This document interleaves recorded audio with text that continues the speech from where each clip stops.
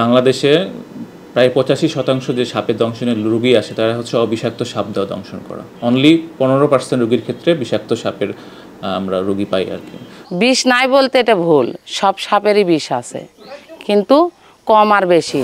সাপ হোক বা যে কোনো প্রাণী কামড়ালেই আমরা ছুটে যাই ডাক্তার, কবিরাজ বা ওঝার নিকট, কিন্তু কোন প্রাণী কতটুকু বিষাক্ত সে সম্পর্কে আমাদের অনেকেরই অজানা, বা এই বিষ নামানোর সক্ষমতাটাই কতটুকু ডাক্তারের বা কবিরাজের, সে সম্পর্কে আজকের প্রতিবেদন। ভিডিওটি দেখুন, নিজে অভিজ্ঞতা অর্জন করুন এবং জনসচেতনামূলক সৃষ্টি করার জন্য ভিডিওটি সবার কাছে শেয়ার করে দিন।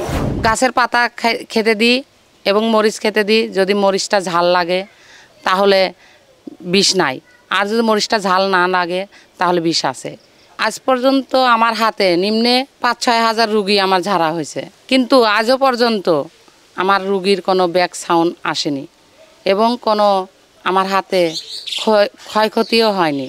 রুগীকে যদি সাপে কাটে পায়ে তাহলে ক্ষত জায়গার থেকে আধাত ফাঁকে তার বাঁধন থাকতে হবে, হাতে যদি কামড়ায় তাহলে হাতের থেকে আধাত ফাঁকে বাঁধনটা থাকতে হবে। সেই রুগীকে আমার ট্রিটমেন্ট দিতে সহজ হয়। আর কোনো রুগী যদি কোনো ভ্যাকসিন ব্যবহার করে আমার কাছে আসে সেই রুগীর আমি গ্যারান্টি দিই না, কেননা আমার বিষ আমি নামাই, কিন্তু ডাক্তারের বিষ ডাক্তারের নামাতে হবে। আমরা সাপে কাটা রুগীদের দাঁত বের করি, প্রথমত আগে দাঁত বের করি, ক্ষত জায়গার থেকে দাঁত বের করার পরে আমরা ঝাড়ি, কোরআনের আয়াত এবং কথার দ্বারাতে ঝাড়ি, হাত দিয়ে নামাই। আর তাকে চিকিৎসার পরে আমাদের একটি সাপে কাটা গাছ আছে, সেই গাছের পাতাও খাওয়াইয়ে দেখি, যদি খেলে তিতে লাগে তাহলে সে রুগীর বিষ নাই, আর যদি মিষ্টি লাগে তাহলে রুগীর বিষ আছে। এই পরীক্ষা শেষে আমরা রুগী পাঠিয়ে দিই বাসায়। আমাদের যে কিছু নিয়ম থাকে, 24 ঘন্টা আমরা নিয়ম দিই রুগী ঝাড়ার পরে, বিষ নামানোর পরে। নিয়মটা হচ্ছে মাছ, মাংস, ডিম, দুধ এবং মিষ্টি, এই 5টা খাবার যদি না খায়, সে যদি আমাদের নিয়ম ভঙ্গ না করে তাহলে সে 100-100 সুস্থ হবে। ট্রিটমেন্ট নেওয়ার পরে আমরা 100% 100-100 গ্যারান্টি দিই। প্রথম কথা হচ্ছে যে আমার কোনোভাবেই রুগীকে ওঝার কাছে নিয়ে যাওয়া যাবে না। বর্তমান 2024-এর বাংলাদেশ, ডিজিটাল বাংলাদেশ, আমরা স্মার্ট বাংলাদেশে যাচ্ছি, আমরা এখন উন্নয়নশীল দেশ হয়েছি।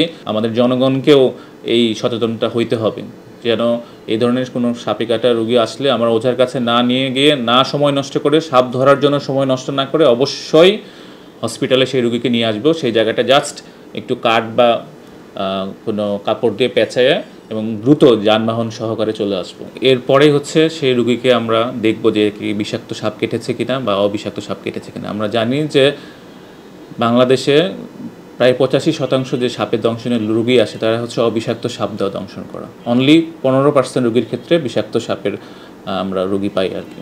তো সেক্ষেত্রে আমার এখানে কর্তব্যরত চিকিৎসক সেই রোগীর যে উপসর্গগুলো বিষাক্ত সাপ কাটলে যেটা হয় সেটা তাকে দেখবে। আমরা সাধারণত 24 ঘন্টা অবজারভেশনও রাখি।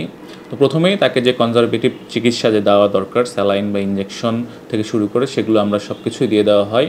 এরপর বিষাক্ত সাপ কাটলে কিছু লক্ষণ দেখা যায়, সেটা হচ্ছে যে জায়গায় সে দংশন করবে সেই জায়গাটা ফুলে যায়, ওখান দিয়ে রক্তপাত হয়। এছাড়া হচ্ছে তার ঘাড় যে আছে, ঘাড়টা ভেঙে যায়, চোখের পাতাগুলো ভারী হয়ে যায় এবং যখন চোখ বুজে আসে। এরপর হচ্ছে যেখানে দংশন করে সে হাত বা পা, সেটা অবশ্যই যেতে পারে। প্রস্রাব খুবই কমে যায়, প্রস্রাবের রং কালো হয়ে যায়। এই ধরনের বেশ কিছু উপসর্গ দেখা দেয়। তখন সেই ডক্টর মনে করে যে এটাকে বিষাক্ত সাপ কাটতে পারে। তখন হচ্ছে এই সাপের যে বিষ, এটাকে নিষ্ক্রিয় করার জন্য যে অ্যান্টিভেনম, সেটা হচ্ছে চিকিৎসক তখন তার শরীরে প্রয়োগ করে।